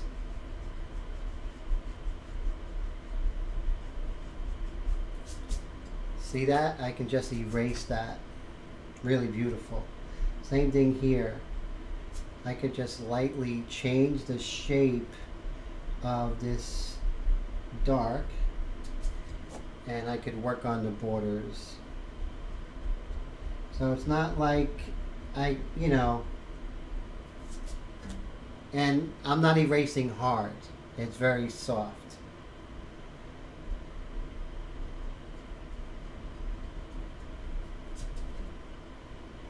Now as far as this white goes, let's see. See what I mean, guys, by not getting emotional with that? Little by little, I'm going to be fixing that little area. So, you know, I'm not worried about it. Get rid of some pencil lines here. And you see some of that white, the white is covering, and where the white isn't, we're actually showing the actual dreadnought color. So using the color of the paper as well, which is very cool. And just thinking ahead. So my goal is to finish a painting using the least amount of ink possible. So that's my goal. And that's why I use this tinted paper, because I don't have to cover all that white. And it gives you just a more of an old master's look.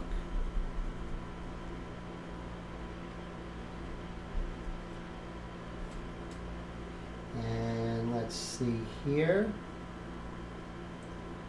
Let's see if we can kill some of these pencil lines up here.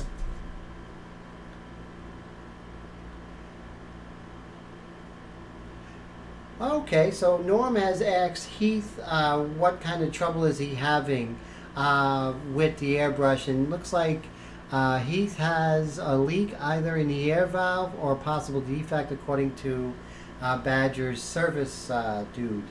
He says he has the Sotar 2023 in 1. And Norm says, what sort of trouble are you having with the new airbrush? And the is Badger helpful? And of course, he says took a bit of time to get back to him, but they did give him a couple of tips. And if that doesn't work, you may have to return it for a repair. Okay, so it sounds like they're helping you out, but that is a bummer, right? When you have a new airbrush, it does happen like anything else. But yeah, that is a bummer. I'm so sorry that's happening.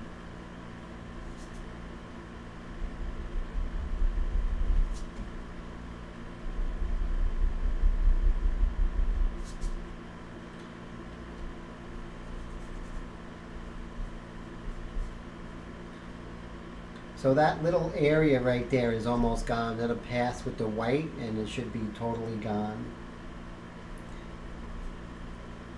Now, there's no reason why I can't come back in and do a little more drawing with the pencil and then erase. That's the beauty of this, guys, Norm and everybody, is that it's the closest thing to drawing and painting at the same time.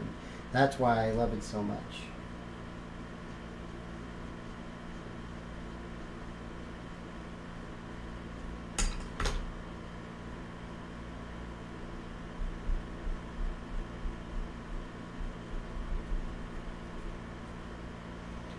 Okay, so let's go ahead and see if we could work on that hair.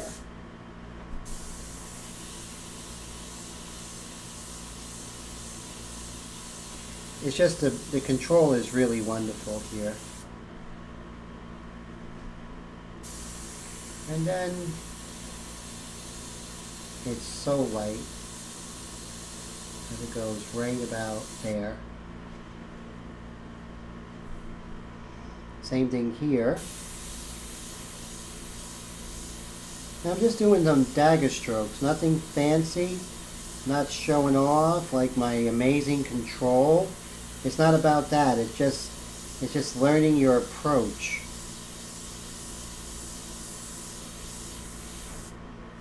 See that? It's not about like amazing control. It's just how you approach it. That's all.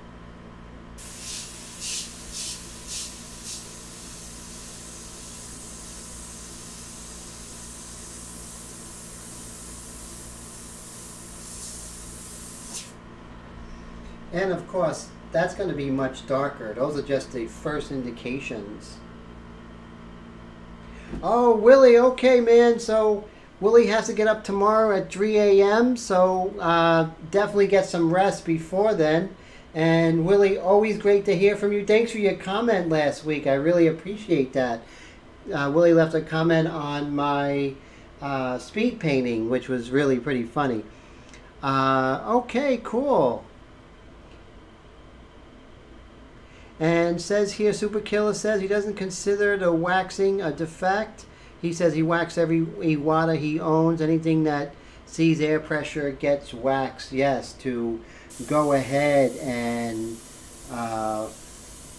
make sure that there are no leaks, right, Super Killer?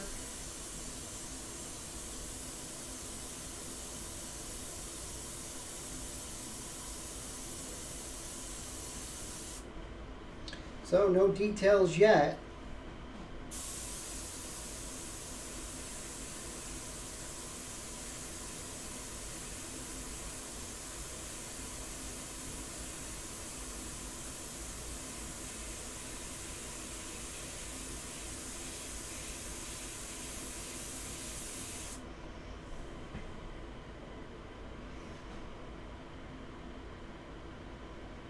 Yeah, that does happen, that's for sure. Let's take our mono eraser, which you can see in the description field. And we're just going to mark out the light there of her eye.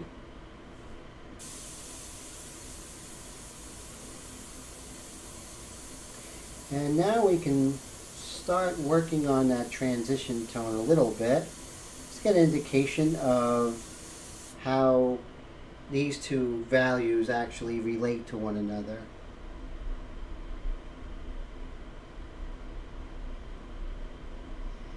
Borders are everything.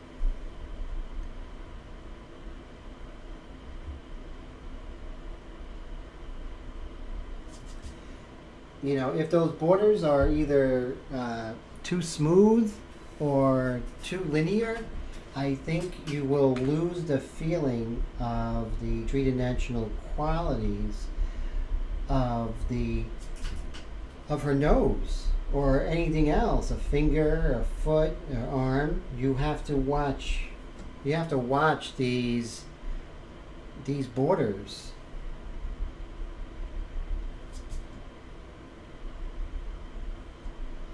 See here, this is much too smooth. You got to watch out. So you see, just by me going ahead and making these borders more irregular as they are in life, it makes a world of difference.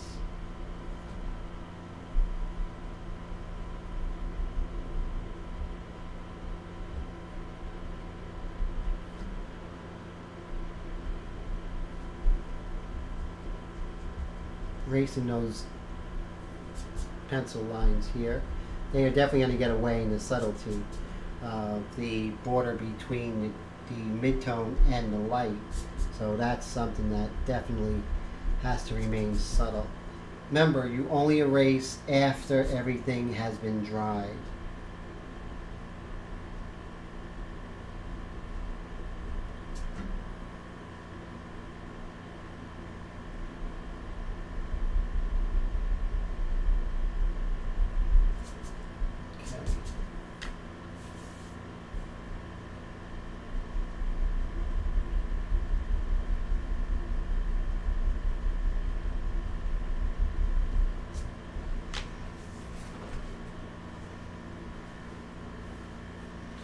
Okay, so we're going to come back with our mid-tone right now with the Sotar 2020 light.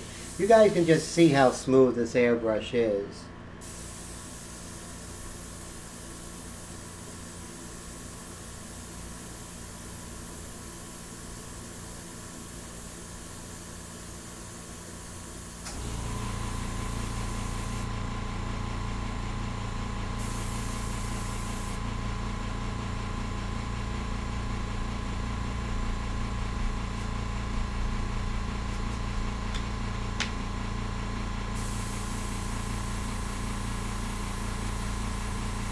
All this looks very light, but like I said, we're still using that very light mixture here.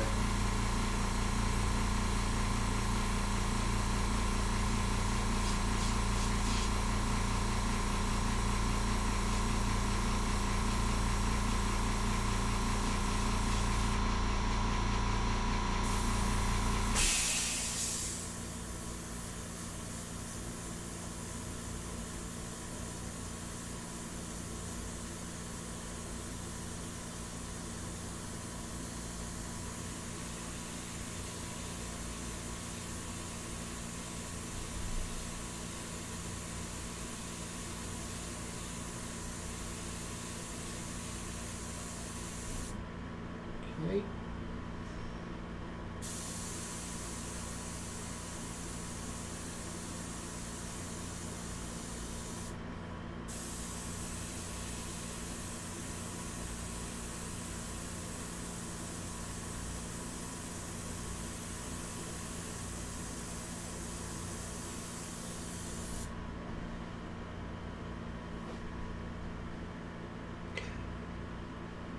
Hey Norm, talk to you next week, man. Thanks so much for coming. It's always great to talk to you, and I enjoyed your emails very much.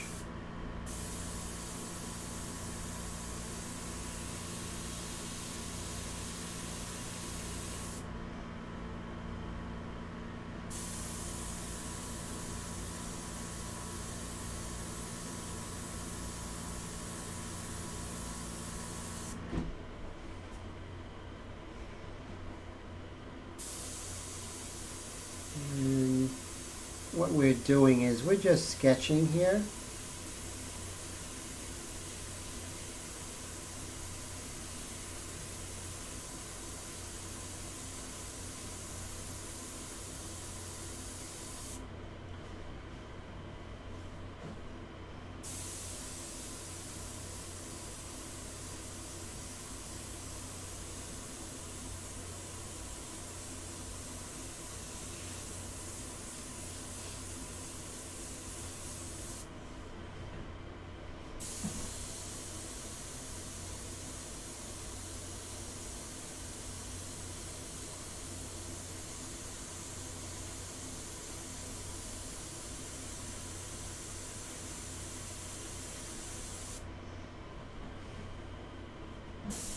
And let's work on this dark here, which is very important.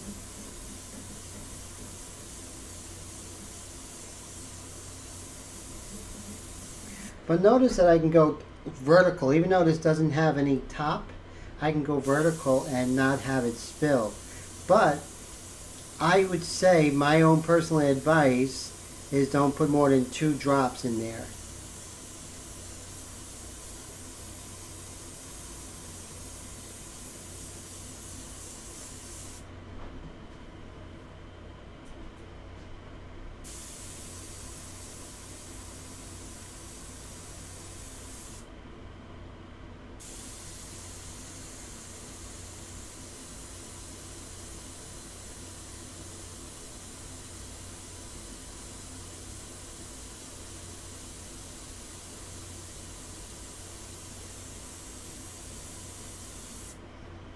Okay, I do see some eraser lines here, pencil lines, and let's see if we can go ahead and erase it. Exactly, right? But with Super Killer says I'm testing faith. I am, because never say never, right? But I tested it quite a bit. Once I put like 3, I was okay. 4, then I was like, this is, you know, 4 was just too many. But 2 is perfect.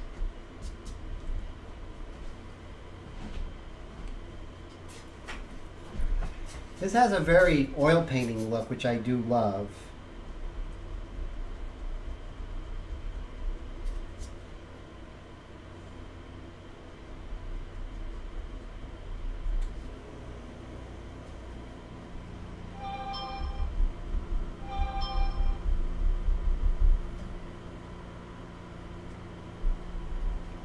Let's go ahead and lighten this area up here. And I'm going to go in, you know, more detail with the eyes next week. Right now we're just working on the big picture here.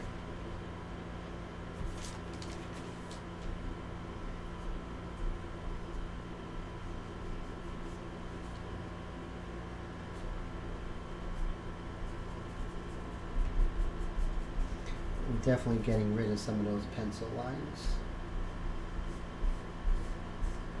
It just gets in the way of the subtlety of the portrait.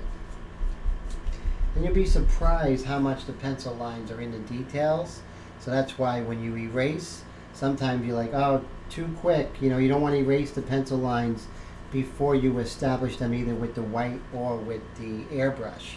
So you want to make sure you're not premature with that, right? That's for sure.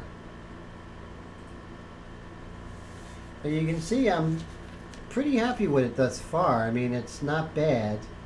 You know, I mean, I'm pretty happy with the establishment of a lot of the big forms, as you can see from here.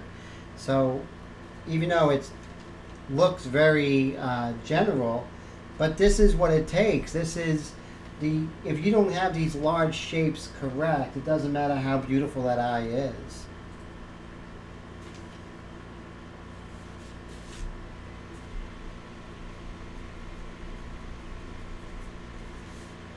So we're going to do our 2-hour live stream tonight. And so we're closing in on 2 hours, another 5 minutes.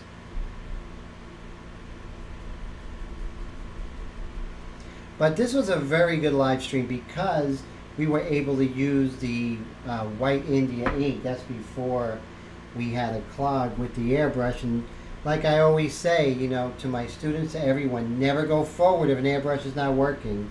Do not go forward with it. Make sure that's working correct before you even touch your painting.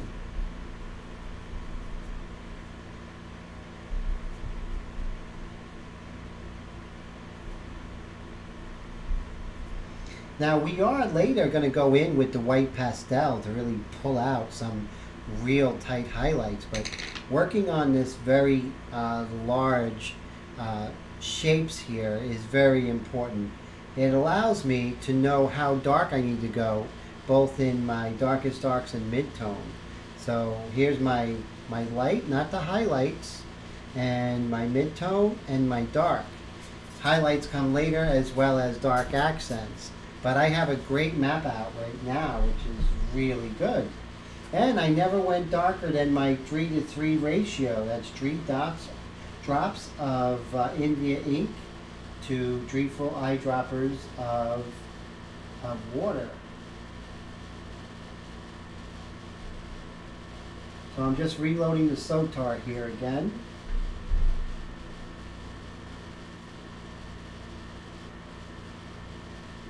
So how are you guys when it comes to cleaning your airbrush on the outside? There are some people who their airbrush is just like really horribly dirty. What about you guys? What do you feel? Do you feel that the airbrush needs to be like really pristine on the outside? Well, of course on the inside, that goes without saying. But what do you guys feel about the outside of your airbrush?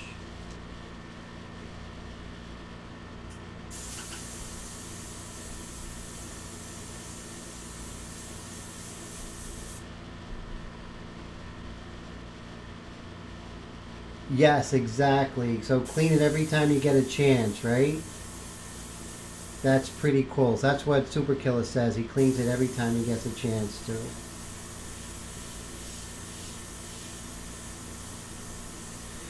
And I tell everyone that practice your dagger strokes, because that's going to enable you to sketch like this. Yes, they never go to bed. Exactly. That's the same way. I will like stay up and procrastinate, but I won't go to sleep until the airbrush is clean, right? I'm the same way. Because if you go to bed with it dirty, oh my God, it's horrible. Heat says keeps all his tools clean. Dirty on the outside looks bad. Exactly. Dirty on the outside does look bad. And it can't be good for the airbrush, right? I mean, and it doesn't look good. Let's say if you have a client and like, oh, this is my airbrush, and it's like, I don't think they're going to be as thrilled as it would look brand new.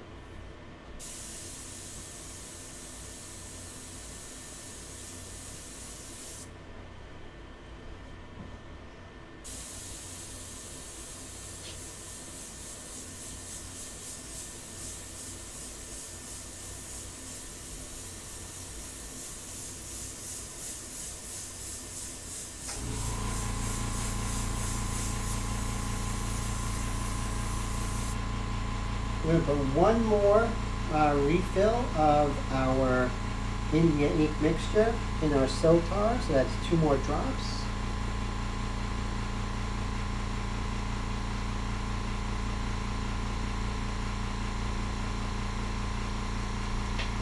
Part 1 is always interesting, right? Never looks beautiful in part 1, but it's important, you know? Part 1 is definitely an important part of the demonstration.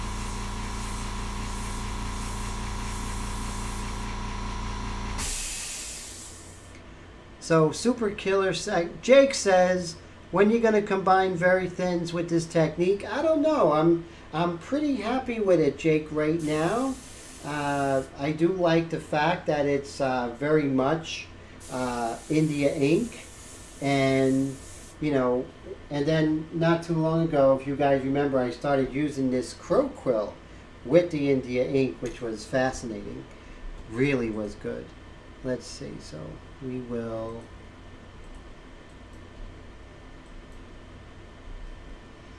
So I don't know if you guys saw that episode, but that was really cool. Uh, this works really well. When I'm going to come in with the details, you're going to see, you know, when we're ready for those tight details. I might go ahead and use the very thins, those are colored pencils, at the very end if I need just an accent of color. So that's a good idea, Jake, definitely. Something that is definitely on the table. It could be in the future. Now when I go darker, progressively darker, you're going to see things start to pop. You're going to see things all of a sudden. Like, I haven't even come in with the dark here. When I come in here, we're really going to get her expression. But I'm in no hurry, you know. It's like, it's not pumpkin bread yet. It's still eggs and flour and vanilla extract. So I'm not worried yet.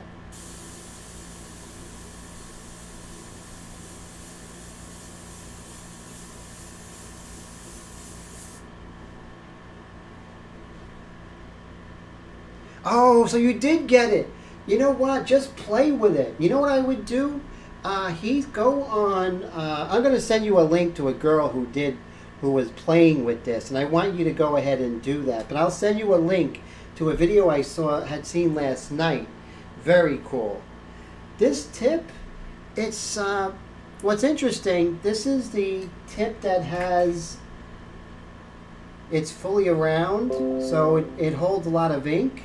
So like this one right here, which is really good. You get some really, and then when you press down, the line gets bigger, which is even better, right? So definitely play around. I'm going to send you some videos, and you're going to have a good time. It's such a great tool, and an ancient tool nonetheless. I can't wait to go darker with this and get into some detail here.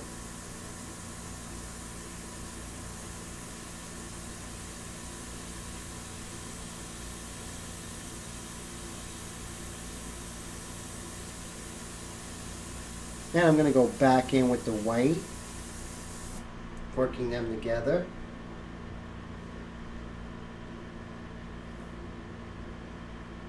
I don't know the number though. That's what's interesting of that tip. I'm still new, even though I did in high school work with these. And I was very good at it back then. Back then, I have to get reacquainted.